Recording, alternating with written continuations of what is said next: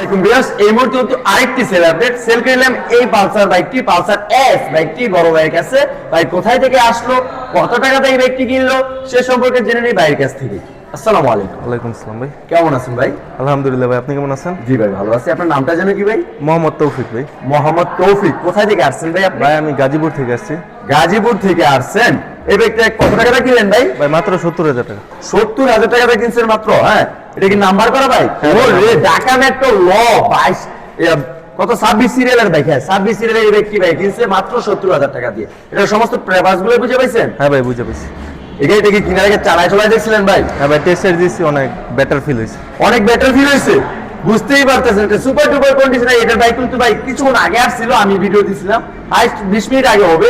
এর ভিতরে কিন্তু ভাই বাইকটি কিনে নিল। তো ভাইয়ের জন্য দোয়া করবেন যতদিন এই ব্যক্তি চালায় যেন খুবই ভালো সার্ভিসিং দেয়, আর আমাদের জন্য দোয়া করবেন যেন আমরা আরো কম প্রাইসে বাইকগুলো বিক্রি